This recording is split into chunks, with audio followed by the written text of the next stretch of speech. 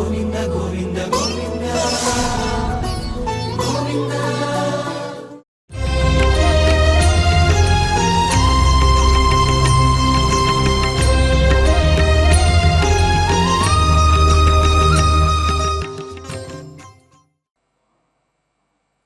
ఓం నమో వెంకటేశాయ. శ్రీవారి దివ్యానుగ్రహంతో తిరుమల తిరుపతి దేవస్థానములు సకల ప్రపంచ మానవాళి యొక్క యోగక్షేమముల కొరకు తిరుమల క్షేత్రంలో నిర్వహిస్తున్నటువంటి షోడశి దినాత్మక శ్రీమద్ సుందరకాండ పారాయణ దీక్షలో శ్రీవారి అనుగ్రహంతో ఈ రోజున 13వ రోజులో ప్రవేశించాం. ఈ రోజున 56వ సర్గలోని 34 శ్లోకాలు పారాయణ చేసుకోబోతున్నాం. ఆంజనేయ స్వామి వారు లంకా దహనం చేశారు. రావణాసురుడికి తగిన హితవాక్యాలన్నీ కూడా ఉపదేశించారు. చాలామంది రాక్షస వీరులని తుదముట్టించారు. ఒక్కసారి మళ్ళీ అమ్మవారిని దర్శించి సముద్ర లంఘనం చేసి వెనక్కి వెళ్దాము అని భావించి మళ్ళీ అమ్మవారిని దర్శించటం, సముద్రాన్ని లంఘించి వెనక్కి వెళ్ళటం అనేటటువంటి వృత్తాంతంతో కూడినటువంటి సర్గను ఈ రోజున మనం పారాయణ చేసుకోబోతున్నాం. భారతీయులమైన మనందరి యొక్క గొప్ప అదృష్టం ఏమిటి అంటే వేదాలు, శాస్త్రాలు, పురాణాలు, ఇతిహాసాలు, కావ్య నాటక అలంకారాలు అనేటటువంటి గొప్ప వాంగ్మయం కలిగి ఉండటం. మన ద్వారా ప్రపంచమంతా కూడా సుఖశాంతులతో వర్ధిల్లుతోంది అంటే దానికి కారణం ఏమిటి అంటే మన యొక్క వైదిక విజ్ఞాన సంపద. వేదాలు అందరూ అధ్యయనం చేయటం, అర్థం చేసుకోవటం కష్టం కనుక మహర్షులు ఎంతో దయతో వేదములన్నీ కూడాను ఇతిహాస పురాణ రూపములుగా మనకు అందించారు. అటువంటి ఇతిహాసములలో అద్భుతమైనటువంటిది గొప్పది ఏమిటి అంటే శ్రీమద్ రామాయణం. వేదవేద్యే పరే పుంసి జాతే దశరథాత్మజే వేద ప్రాచేతసాదాసీత్ సాక్షాత్ రామాయణాత్మనా అని వేదవేద్యుడైనటువంటి భగవంతుడు రామచంద్రమూర్తి. అటువంటి వేదవేద్యుడైన రామచంద్రమూర్తిని తెలుసుకోవాలి అంటే వేదమే సాధనం కనుక వేదాన్ని యథాతథంగా వాల్మీకి మహర్షి 24,000 శ్లోకములుగా శ్రీమద్ రామాయణంగా మనకు అందించారు. అటువంటి శ్రీమద్ రామాయణంలో 7 కాండలు, బాలకాండ, అయోధ్యాకాండ, అరణ్యకాండ, కిష్కింధాకాండ, సుందరకాండ, యుద్ధకాండ, ఉత్తరకాండ అని ఈ రామాయణాన్ని అందరూ చదవవచ్చు. కొంతమంది చదవచ్చా చదవకూడదా అనేటటువంటి సందేహం ఎవరికి కూడా అక్కర్లేదు. ఆబాల గోపాలం, ఆడవాళ్ళు, పిల్లలు, వృద్ధులు, పెద్దవాళ్ళు అందరూ కూడాను చదవవలసినటువంటి గ్రంథం ఏదైనా ఉంది అంటే అది శ్రీమద్ రామాయణం మాత్రమే. రామాయణాన్ని పఠిస్తే సకల సంపదలు కలుగుతాయి. కుటుంబ వృద్ధి, ధనధాన్య వృద్ధి, ఆరోగ్య వృద్ధి అన్నీ కూడా కలుగుతాయి. ఏది కావాలంటే అది కలుగుతుంది. వివాహం కావాల్సినటువంటి వారికి చక్కగా వివాహం జరుగుతుంది. సత్సంతానం కావాలి అంటే రామ లక్ష్మణ భరత శత్రుఘ్నుల వంటి సంతానం కలుగుతుంది. ఆరోగ్యం కావాలి అంటే ఆరోగ్యం కలుగుతుంది. దుస్వప్న దోష శాంతి, సమస్త ఐహిక ఆముష్మిక బాధలన్నీ కూడా నివారింపబడతాయి. అటువంటి మహామంత్రం శ్రీమద్ రామాయణం అనేటటువంటిది. ఆ రామాయణాన్ని పఠించడం అనేటటువంటిది మనందరి యొక్క కర్తవ్యం. ప్రతిరోజు కొన్ని శ్లోకాలైనా మనం చదివినట్లయితే మనకు సకల అభీష్టములు కూడా నెరవేరుతాయనేటటువంటిది ఫలశ్రుతిలో వాల్మీకి మహర్షి మనకు అసకృతు అందించారు. కాబట్టి మనమందరం కూడా ఈరోజు నుంచి చక్కగా శ్రీవారిని, శ్రీమద్ రామచంద్రమూర్తిని ప్రార్థిస్తూ ప్రతినిత్యం శ్రీమద్ రామాయణాన్ని పారాయణ చేద్దామనేటటువంటి సంకల్పాన్ని పొందుదాం. శ్రీవారి అనుగ్రహంతో కృతకృత్యులం అవుదాం. ఈ 7 కాండల్లో మొదటి కాండ బాలకాండ అని. రామచంద్రమూర్తి బాలుడుగా అవతరించటం, అనేక బాల్య లీలలన్నీ కూడా అందులో మనకు వర్ణింపబడి ఉన్నాయి. అసలు రామాయణం ఎలా మొదలైంది అంటే అశ్వమేధం అనేటటువంటి మహాక్రతువుని దశరథ చక్రవర్తి చేయటం, పుత్రకామేష్టి అనేటటువంటి యాగాన్ని చేయటం, ఇవన్నీ కూడా వైదిక కర్మలు. సనాతన ధర్మాన్ని అనుసరించి వైదిక కర్మలు గనక మనం అనుష్ఠించినట్లయితే రామలక్ష్మణ భరత శత్రుఘ్నుల వంటి సంతానం కలుగుతుందనేటటువంటిది మనకు నిదర్శనంగా. రామాయణం అనేటటువంటిది ఇతిహాసం, ఇతిహాస అని అంటే నిజంగా జరిగింది, వాస్తవమైనటువంటి విషయము, దానినే ఇతిహాసము అని అంటాం. కొంతమంది ఎవరో అన్నారు రామాయణం కల్పనండి అన్నారు. పోనీ కల్పన అనుకున్నా ఇంతటి అద్భుతమైన కల్పన ప్రపంచంలో ఎక్కడా ఉండదు. కాబట్టి వారేదో మౌఢ్యంతో అన్నారు కానీ రామాయణం అనేటటువంటిది యథార్థమైనటువంటిది. రామాయణం ఆచంద్రతారార్కం కూడా ఉండేటటువంటిది. కాబట్టి అటువంటి రామాయణం బాలకాండలో వైదిక కర్మలన్నీ కూడా ఆచరింపబడినాయి. విశ్వామిత్రుడు అనేక యాగములు చేశాడు. ఆ యాగ సంరక్షణంతా కూడా రామలక్ష్మణులు నిర్వహించారు. ఇటువంటి వైదిక కర్మలన్నీ కూడా జరిగినందువల్ల బాలకాండకి కర్మకాండ అని పేరు. తర్వాతది అయోధ్యాకాండ. అయోధ్యాకాండలో పితృవాక్య పరిపాలన అనేటటువంటి ధర్మాన్ని రామచంద్రమూర్తి ఆచరించి మనందరికీ కూడాను చూపించాడు. కాబట్టి అది ధర్మకాండ. సుందరకాండలోనే ఆంజనేయ స్వామి వారు ఒక మాట చెప్తారు, తెల్లవారితే పట్టాభిషేకం చేస్తారు రామచంద్రమూర్తికి అనేటటువంటి విషయంతో అందరూ ఆనందంగా ఉన్నారు. కానీ తెల్లవారేలోగానే ఆ రాత్రి దశరథుడు పిలిచి, నాయనా నీవు రేపటి నుంచి వనాలకు వెళ్ళాలి, అరణ్యానికి వెళ్ళాలి 14 సంవత్సరాలు అని అంటే అంతకంటే ఆనందంగా ఆ విషయాన్ని స్వీకరించారట రామచంద్రమూర్తి. అంటే పట్టాభిషేకం చేస్తాము అంటే ఎంత ఆనందంగా ఉన్నారో, కాదు రేపు నీకు పట్టాభిషేకం కాదు 14 సంవత్సరాలు అరణ్యవాసం చేయాలి అంటే ఆ పితృవాక్యాన్ని అంతకంటే ఆనందంగా స్వీకరించారట. అటువంటి మహానుభావుడు రామచంద్రమూర్తి. అటువంటి ధర్మాన్ని ఆచరించి నిరూపించటం వల్ల అయోధ్యాకాండకి ధర్మకాండ అని పేరు. ఇక అరణ్యకాండలోకి వచ్చేప్పటికీ అనేక మంది రాక్షసులను తుదమెట్టించారు. అంటే వారందరూ కూడా ఏదో శాపవశాత్తు రాక్షసులుగా పుట్టి అక్కడుండే మహర్షులందరినీ కూడా బాధిస్తూ ఉన్నారు. వాళ్ళందరికీ కూడాను మోక్షాన్ని ఇవ్వాలి.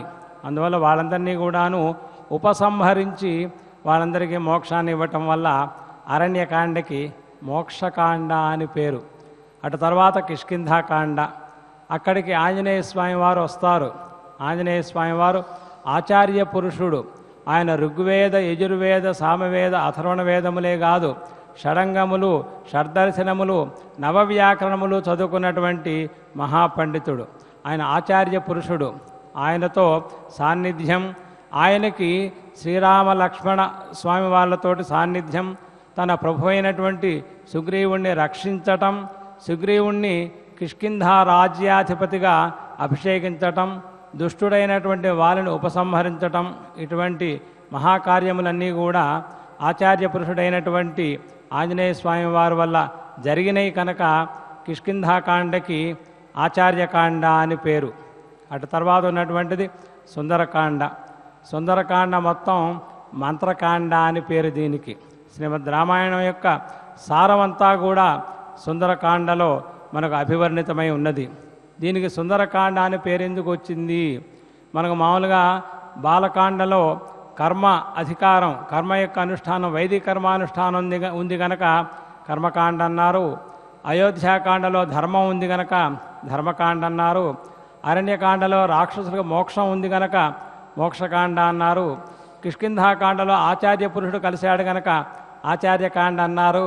మరి సుందరకాండలో ఏమి సౌందర్యం ఉన్నది అనేటువంటి సందేహం కలుగుతోంది మనకు. దానికి సమాధానం చెప్పారు, సుందరకాండలో సౌందర్యం కానిదే ఉన్నది. సుందరే కిం నసుందరం. సుందరకాండలో అంతా సౌందర్యమే. ఏమిటి సౌందర్యము? సుందరే సుందరో రామ. మహా సౌందర్య పురుషుడైనటువంటి రామచంద్రమూర్తి యొక్క వర్ణనంతా కూడా ఉన్నది. రామచంద్రమూర్తి యొక్క ధైర్య, వీర్య, శౌర్య పరాక్రమాలన్నీ కూడా అభివర్ణింపబడినాయి. కాబట్టి సుందరే సుందరో రామ. మరి కథాభాగం చూసినట్లయితే సుందరే సుందరి కథ. రామాయణం యొక్క సారమంతా కూడా అనేక ధర్మములన్నీ కూడా సుందరకాండలో ఉపదేశింపబడినాయి గనక సుందరే సుందరి కథ. సుందరకాండలో ఉన్నటువంటి కథ కూడా సౌందర్యవంతము. రామచంద్రమూర్తి ఎటువంటి సౌందర్యవంతుడో ఆ సుందరకాండలో ఉన్నటువంటి కథాభాగం అంతా కూడా అంతకంటే గొప్పదైనటువంటి సౌందర్యం కలిగినటువంటిది. ఇక సీతామ్మవారి యొక్క పాతివ్రత్యం, సీతామ్మవారి యొక్క భర్తృపరాయణత, సీతామ్మవారి యొక్క తపశ్చక్రవర్తి ఆవిడ అనేటటువంటి విషయములన్నీ కూడా వర్ణింపబడినాయి కనుక సుందరే సుందరి సీత. సుందరకాండలో సీతామ్మవారి యొక్క సౌందర్యం, సీతామ్మవారి యొక్క ప్రభావం అంతా కూడా వర్ణింపబడినది. కాబట్టి అంతకంటే సౌందర్యం ఏం కావాలి? సుందరే సుందరం వనం. ఎక్కడైతే అమ్మవారు ఉన్నదో దాని పేరే అశోకవనం. శోకమేమీ ఉండదు అక్కడ. అశోకము, శోకరహితమైనటువంటి స్థానం. అమ్మవారు ఎక్కడైతే ఉంటుందో అక్కడ శోకానికి దేనికి కూడా భయానికి అవకాశం ఉండదు. కాబట్టి సుందరే సుందరం వనం. అశోకవనం అనేటటువంటిది సౌందర్యవంతమైనటువంటిది. సుందరే సుందరం కావ్యం. శ్రీమద్ రామాయణం ఆది కావ్యం. ఆది కావ్యమైనటువంటి శ్రీమద్ రామాయణం యొక్క సౌందర్యం అంతా కూడా సుందరకాండలో ఒకసారి మనం దర్శించవచ్చు గనక సుందరే సుందరం కావ్యం. అంతేనా? సుందరే సుందర కపిహి. ఆంజనేయ స్వామి వారి యొక్క ఆ శౌర్యం అంతా, ధైర్యము, వీర్యము, పరాక్రమం అంతా కూడా వర్ణింపబడింది. ఆంజనేయ స్వామి వారు అన్నారు ఆ రాక్షసులతోటి, ఒరేయ్ లంక లేదు, మీరు లేరు, రావణుడు కూడా లేడు, నేజమస్తి పురీ లంక నయూయం నచ రావణ. ఏమనుకుంటున్నారు అన్నాడు. ఒక్కసారి విజృంభించాడు. ఆంజనేయ స్వామి వారి యొక్క పరాక్రమం అంతా కూడా చూపించాడు. ఆంజనేయ స్వామి వారు ఎటువంటి దౌత్యాన్ని నిర్వహించాలో, దూత ఎటువంటి ధర్మాన్ని చెప్పాలో వెళ్ళిన వాళ్ళకి అనేటువంటి విషయాన్ని చెప్పుకొచ్చాడు.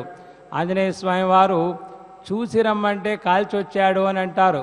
అదేంటండి, అధికంగా చేశాడా అని అనుకోవచ్చు. ఏమీ చేయలేదు, చూశాడు సీతామ్మవారిని. ఆ తర్వాత చేయవలసింది ఏమిటి అంటే కాల్చటమే. ఎందుకు కాల్చాలి అంటే ఆ లంకారాజ్యం అంతా కూడా పరదారా పరిగ్రహం అనే అధర్మంతో అది చాలా కూడా పాడైపోయింది, అశుచి అయిపోయింది. అశుచి అయినటువంటి ప్రదేశానికి రామచంద్రమూర్తి రావాలి అంటే దాన్ని పరిశుద్ధం చేయాలి, దానంతా కూడా చక్కగా క్షాళన చేయాలి. లంకా నగరాన్ని క్షాళన చేయాలి అంటే లంకా నగరాన్ని తగలబెట్టడం తప్ప మరొక దానికి ప్రాయశ్చిత్తం లేదు అన్నారు. చూడండి, అగ్నితో కనుక మనం క్షాళన చేసినట్లయితే పరిశుద్ధమైపోతుందన్నమాట. అందువల్ల ఆంజనేయ స్వామి వారు అటువంటి పనిని చేశాడు అని. కాబట్టి అటువంటి ఆంజనేయ స్వామి వారి యొక్క సౌందర్యాన్ని కూడా మనం సుందరకాండలో చూస్తున్నాం కనుక సుందరే సుందర కపిహి. అంతేకాదు ఈ యొక్క నమోస్తు రామాయ సలక్ష్మణాయ దేవ్యే చ తస్యై జనకాత్మజాయై నమోస్తు రుద్రేంద్ర జమానిలేభ్య నమోస్తు చంద్రార్క మరుద్గణేభ్య అనేటటువంటి మహామంత్రములు, జయచ్చతిబలో రామో లక్ష్మణశ్చ మహాబల రాజా జయతి సుగ్రీవో రాఘవేణాభిపాలిత ఇత్యాది మహామంత్రములు కూడా చెప్పబడటం వల్ల సుందరకాండ అనేటటువంటిది మహామంత్రస్వరూపము. కాబట్టి సుందరే సుందరో రామ, సుందరే సుందరి కథ, సుందరే సుందరి సీత, సుందరే సుందరం వనం, సుందరే సుందరం కావ్యం, సుందరే సుందర కపిహి, సుందరే సుందరో మంత్ర, సుందరే కిం నసుందరం. కాబట్టి సౌందర్యం అంతా కూడా ఇక్కడే ఉన్నది గనక దీనికి సుందరకాండ అనేటటువంటి పేరు సార్థకమైంది అని. ఇటు తర్వాత యుద్ధకాండ. యుద్ధకాండలో రావణ కుంభకర్ణాది రాక్షసులందరికీ కూడాను మోక్షాన్ని ఇచ్చారు.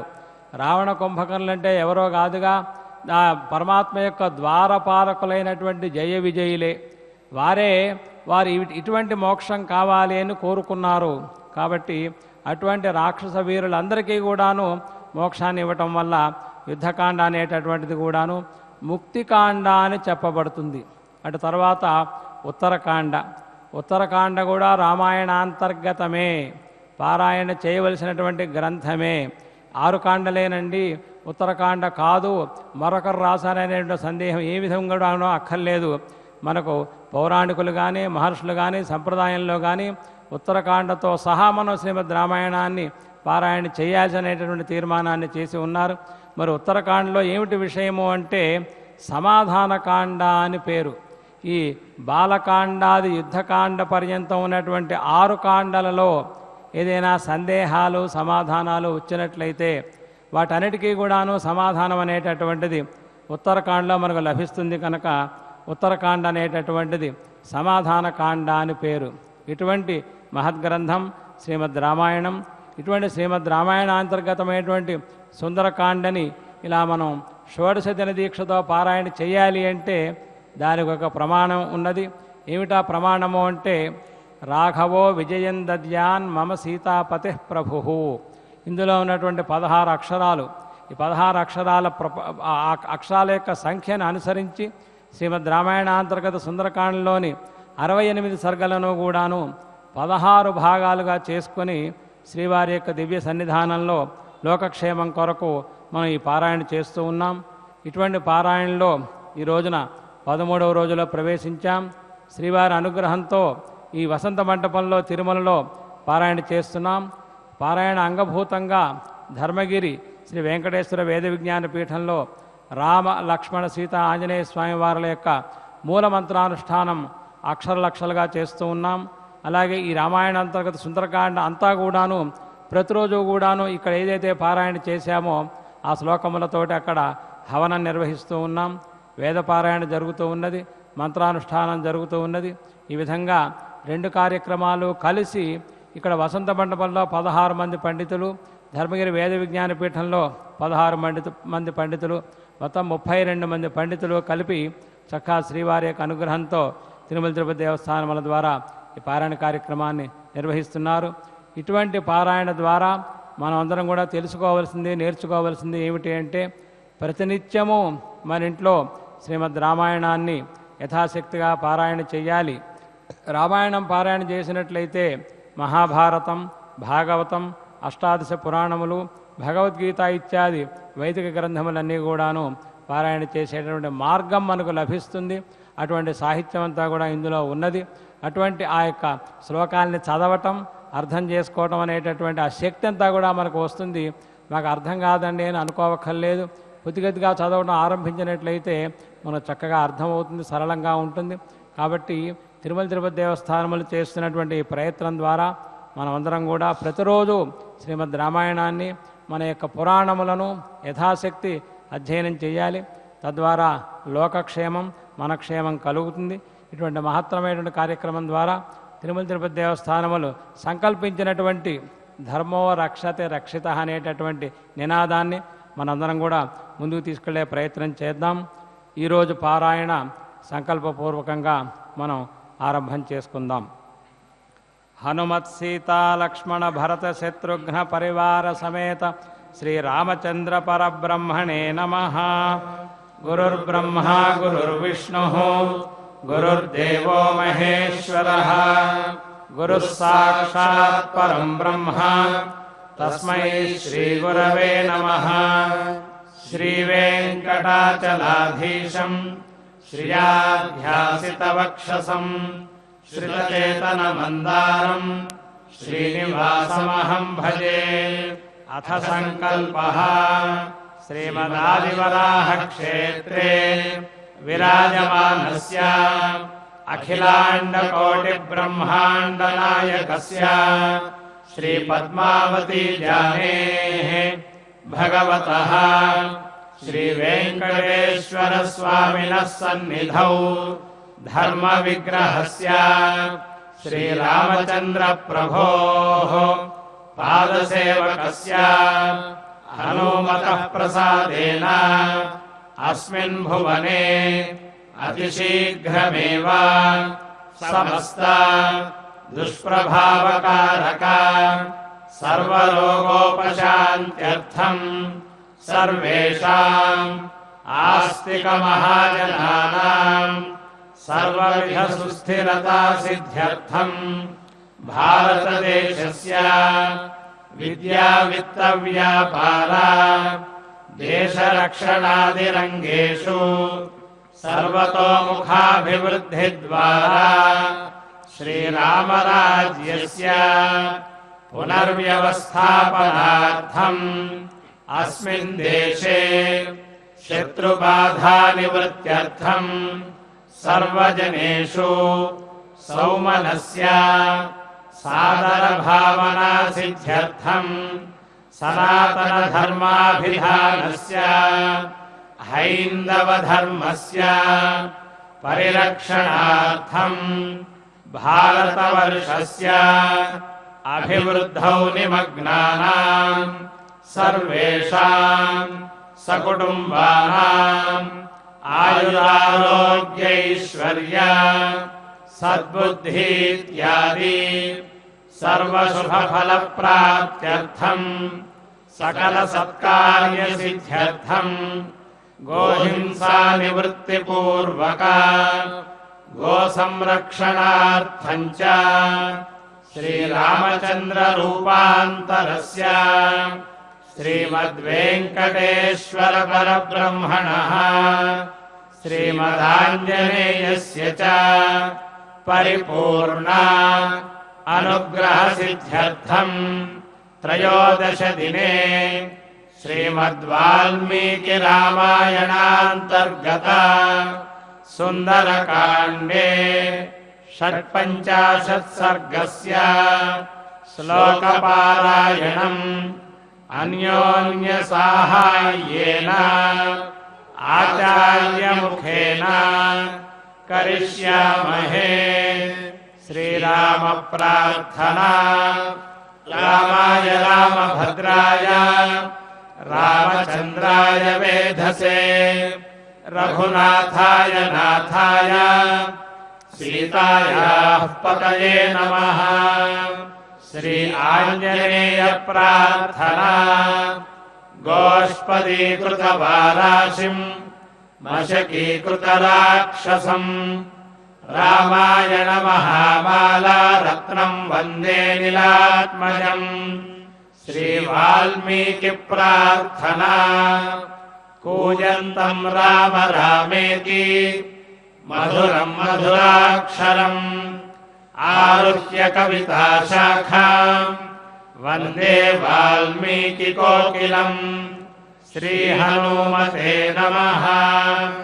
अथ श्रीमद् रामायणे आदिकाव्ये सुन्दरकाण्डे 56 सर्गः।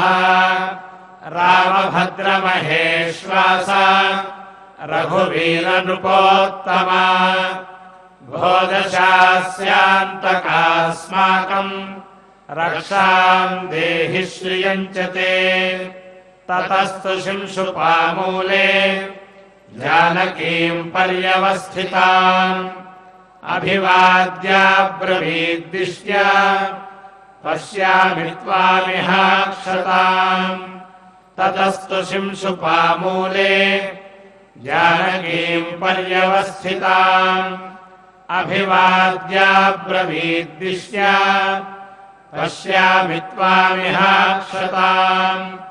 ततस्तम् प्रस्थितम् सीता वीक्षमाणा पुनः पुनः भर्तुस्नेहान्वितम् वाक्यम् हनूमन्तमभाषत। काममस्य त्वमेवैकः कार्यस्य परिसाधने पर्याप्तः परवीरघ्न यशस्यस्ते बलोदयः। शरैस्तु सङ्कुलान् कृत्वा लङ्काम् परबलार्दनः माम् नयेद्यदि काकुत्स्थः तत्तस्य सदृशम् भवेत्। तद्यथा तस्य विक्रान्तम् अनुरूपम् महात्मनः भवत्याः वशूरस्य तथा त्वमुपपादय। तदर्थोपहितम् वाक्यम् प्रश्रितम् हेतुसंहितम् निशम्य हनुमांस्तस्याः वाक्यमुत्तरमब्रवीत्। क्षिप्रमेष्यति काकुत्स्थः हर्युक्षप्रवरैर्वृतः यस्ते युधि विदत्यारीन् शोकं व्यपनयिष्यति। एवमाश्वास्य वैदेहीम् हनुमान् मारुतात्मजः गमनाय मतिं कृत्वा वैदेहीमभ्यवादयत्।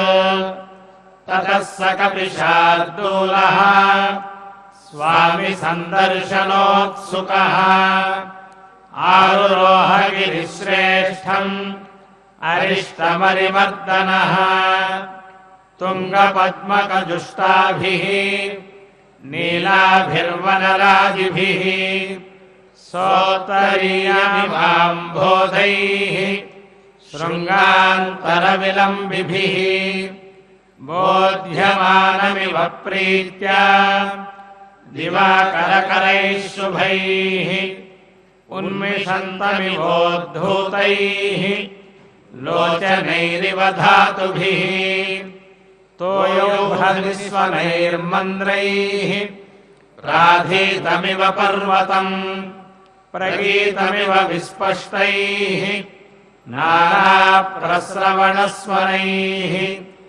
देवदारुभिरत्युच्चैः ऊर्ध्वबाहुमिव स्थितम् प्रपातजलनिर्घोषैः प्राकृष्टमिव सर्वतः वेपमानमिव श्यामैः कम्पमानैः शरद्घनैः वेणुभिर्मारुतोद्धूतैः कूजन्तमिव कीचकैः निःश्वसन्तमिवामर्षात् घोरैराशीविषोत्तमैः नीहारकृतगम्भीरैः ध्यायन्तमिव कक्वरैः मेघपादनिभैः पादैः प्रक्रान्तमिव सर्वतः जृम्भमाणमिवाकाशे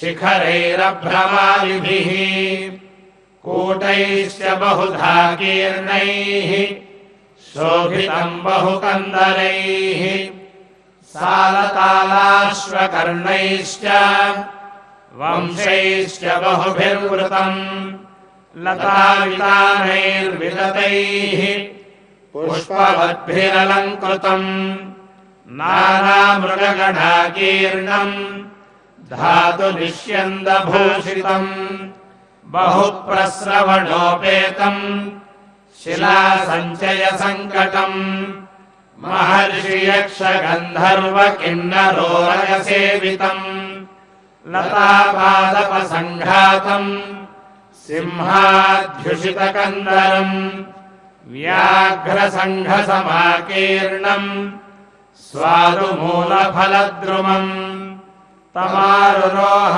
हनुमान् पर्वतम् पवनात्मजः रामदर्शनशीघ्रेण प्रहर्षेणाभिचोदितः तेन पादतलाक्रान्ता रम्येषु गिरिसानुषु सघोषाः समशीर्यन्ता शिलाश्चूर्णीकृतास्ततः सतमारुह्य शैलेन्द्रम् व्यवर्धतमहाकविः दक्षिणादुत्तरम् पारम् प्रार्थयन्लवणाम्भसः अधिरुह्य ततो वीरः पर्वतम् पवनात्मजः ददर्श सागरम् भीमम् मीनोरगनिषेवितम् समारुत इवाकाशम् मारुतस्यात्मसम्भवः प्रपेदे हरिशार्दूलः दक्षिणादुत्तराम् दिशम् स तदा पीडितस्तेन कपिना पर्वतोत्तमः रराससहतैर्भूतैः प्रविशन् वसुधातलम् कम्पमानैश्च शिखरैः पतद्भिरपि च द्रुमैः तस्योरुवेगोन्मथिताः पादपाः पुष्पशालिनः निपेतुर्भूतले रुग्णाः शक्रायुधहता इव कन्दलान्तरसंस्थानाम् पीडितानाम् महौजसाम् सिंहानाम् निनदो भीमः नभो भिन्दन् सशुश्रुवे स्रस्तव्या विद्धवसनाः व्याकुलीकृतभूषणाः विद्याधर्यः समुत्पेतुः सहसा धरणीधरात् अतिप्रमाणा बलिनः दीप्तजिह्वा महाविशाः निपीडितशिरोग्रीवाः व्यवेष्टन्तमहाहयः किन्नरोरगन्धर्वयक्षविद्याधरास्तदा पीडितम् तन्नगवरम् त्यक्त्वा गगनमास्थिताः स च भूमिधरः श्रीमान् बलिना तेन पीडितः सवृक्षशिखरोदग्रः प्रविवेशरसातलम् 10 योजनविस्तारः 30 योजनमुच्छ्रितः धरण्याम् समतायातः स बभूव धराधरः सलिलिङ्घयिषुर्भीमम् सलीलम् लवणार्णवम् कल्लोलास्फालवेलान्तम् उत्पपातनभो हरिः सलिलिङ्घयिषुर्भीमम् सलीलम् लवणार्णवम् कल्लोलास्फालवेलान्तम् उत्पपातनभो हरिः रामभद्रमहेश्वास रघुवीरनृपोत्तमा भोदशास्यान्तकास्माकम् रक्षाम् देहि श्रियम् च ते इत्यार्षे श्रीमद् रामायणे आदिकाव्ये सुन्दरकाण्डे 56 सर्गः अथ श्रीमद् रामायणे आदिकाव्ये सुन्दरकाण्डे 57 सर्गः आप्लुत्य च महावेगः पक्षवानिव पर्वतः स चन्द्रकुमुदम् रम्यम् सार्ककारण्डवम् शुभम् तिष्यश्रवणकादम्बम् अभ्रशैवालशाद्वलम् श्रीरामस्तुतिः आपदामपहर्तारम् दातारम् सर्वसम्पदाम् लोकाभिरामम् श्रीरामम् भूयो भूयो नमाम्यहम् फलश्रुतिः बुद्धिर्बलम् यशोधैर्यम् निर्भयत्वमरोगिता अजाड्यम् वाक्पटुत्वम् च हनुमत्स्मरणात् भवेत् श्रीहनुमते नमः अथ क्षमा प्रार्थना यदक्षरपदभ्रष्टम् मात्राहीनम् च यद्भवेत् तत्सर्वम् क्षम्यताम् देव नारायण नमोऽस्तु ते अथ भगवत्समर्पणम् कायेन वाचा मनसेन्द्रियैर्वा बुद्ध्यात्मना वा प्रकृते स्वभावात् करोमि यद्यत् सकलम् परस्मै नारायणायेति समर्पयामि अथ मङ्गलम् श्रियः कान्ताय कल्याणनिधये निधयेऽर्थिनाम् श्रीवेङ्कटनिवासाय श्रीनिवासाय मङ्गलम् ఈ విధంగా ఈరోజు పారాయణ పరిపూర్ణం చేసుకోబోతున్నాం. ఆంజనేయ స్వామి వారు ఏ విధంగా అయితే మహేంద్ర పర్వతం మించి ఎగిరి అటు ఉత్తర దిక్కు నుంచి దక్షిణ దిక్కున ఉన్నటువంటి లంకా నగరానికి వచ్చారో మళ్ళా దక్షిణ దిక్కున ఉన్నటువంటి లంకానగరం నుంచి ఉత్తర దిక్కున ఉన్నటువంటి ఆ రామచంద్ర ప్రభు యొక్క సాన్నిధ్యాన్ని చేరుకోవటానికి అదే విధమైనటువంటి ప్రయత్నంతో ఆనాడు అంటే మహేంద్ర పర్వతం మించి వారు ఎగిరేటప్పుడు ఎటువంటి వైభవమో అలాగే ఇక్కడి నుంచి కూడా లంకానగరాన్ని నుంచి కూడా మళ్ళా ఎగిరి ఆ సముద్రాన్ని దాటడానికి చేసే ప్రయత్నం అంత వైభవంగా ఉంది అని మనకి ఇక్కడ అద్భుతమైనటువంటి వర్ణన చేశారు వాల్మీకి మహాముని. సలిలింగైషుర్భీమం సలీలం లవణార్ణవం కల్లోలాస్ఫాల వేలాంతం ఉత్పపాత నభోహరిహి. ఆకాశం నుంచి భూమి మీదికి దూకటం కాదు, భూమి నుంచి ఆకాశం మీదికి దూకారుట ఆంజనేయ స్వామి వారు. ఎందుకు అంటే భయంకరమైనటువంటి లవణ సముద్రం అది, శతయోజన విస్తీర్ణ పరిమితమైనటువంటిది.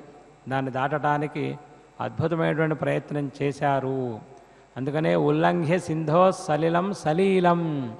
సలీలం అనేటటువంటి పదాన్ని చాలా లీలగా, చాలా తేలిగ్గా, చాలా సులభంగా, సరళంగా అంటే ఆంజనేయ స్వామి వారిని కనుక మనం అలా మనం ప్రార్థించినట్లయితే మనం ఎంతో కష్టం అనుకునేటువంటి పనులన్నీ కూడా సులభంగా, సరళంగా, తేలిగ్గా అయిపోతాయి అన్నమాట.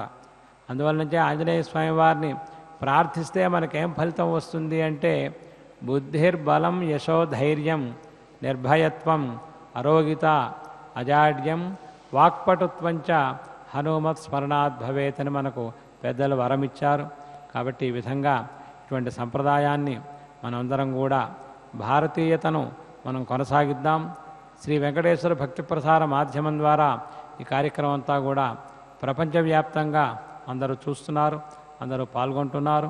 కాబట్టి ప్రపంచవ్యాప్తంగా ఉన్నటువంటి ఆస్తిక మహాజనులు అందరూ కూడా మన భారతీయ వైభవాన్ని పునరుద్ధరించుకోవటానికి మన యొక్క వేదాలు, శాస్త్రాలు, పురాణాలు, ఇతిహాసాలు, ధర్మశాస్త్రాలు, కావ్యనాటక అలంకారాలు ఇవన్నీ కూడా చదువుకోవటానికి ఈ రోజు నుంచే మనమందరం కూడా కంకణబద్ధులమై శ్రీమద్ రామాయణ పారాయణం ఈ రోజు నుంచే మనమందరం కూడా ఆరంభించి శ్రీవారి యొక్క పరిపూర్ణ అనుగ్రహం, హనుమత్ సీతా లక్ష్మణ భరత శత్రుఘ్న పరివార సమేత శ్రీ రామచంద్రస్వామి వారి యొక్క పరిపూర్ణ అనుగ్రహం ప్రపంచానికి నిండుగా మెండుగా ఉండాలి అని ప్రార్థిస్తూ ఈరోజు కార్యక్రమాన్ని శ్రీవారికి మంగళ నీరాజనాన్ని సమర్పిస్తూ పరిపూర్ణం చేసుకుందాం.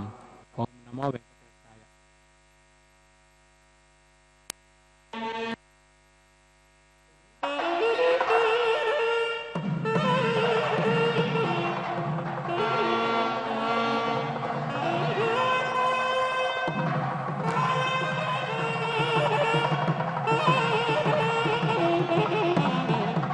ఓం తద్విష్ణో పరమం పదం సదా పశ్యంతి సూరజః దివేవ చక్షురాతతం తద్విప్రాసో విపన్యవో జాగృవాగుం సస్సమింధతే విష్ణోర్యత్పరమం పదం శ్రియః కాంతాయ కళ్యాణ నిధయే నిధయేర్థినాం శ్రీవేంకటనివాసాయ శ్రీనివాసాయ మంగళం.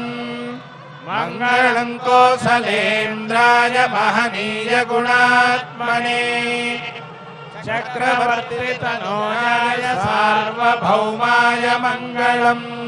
స్వస్తి ప్రజాభ్యః పరిపాలయంతాం న్యాయేన మార్గేణ మహీం మహిషాః గోబ్రాహ్మణేభ్యః శుభమస్తు నిత్యం. లోకాః సమస్తాః సుఖినో భవంతు. కాలే వర్షతు పర్జన్యః పృథివీ సస్యశాలినీ. దేశోऽयं క్షోభరహితః. బ్రాహ్మణాः సంతు నిర్భయాः. అపుత్రాः పుత్రిణः సంతు. పుత్రిణः సంతు పౌత్రిణः. అధనాः సధనాः సంతు. జీవంతు శరదాం శతం ధర్మస్య జయోస్తు ధర్మస్య జయోస్తు ధర్మస్య జయోస్తు అధర్మస్య నాశోస్తు అధర్మస్య నాశోస్తు అధర్మస్య నాశోస్తు ప్రాణిషు సద్భావనాస్తు ప్రాణిషు సద్భావనాస్తు ప్రాణిషు సద్భావనాస్తు విశ్వస్య కళ్యాణమస్తు విశ్వస్య కళ్యాణమస్తు విశ్వస్య కళ్యాణమస్తు గవాం రక్షణమస్తు గవాం రక్షణమస్తు గవాం రక్షణమస్తు ఏడుకొండలవాడ వెంకటరమణ గోవింద గోవింద గోవింద గోవింద గోవింద గోవింద జై శ్రీరామ్ జై శ్రీరామ్ జై శ్రీరామ్ జై శ్రీరామ్ జై జై శ్రీరామ్ జై జై శ్రీరామ్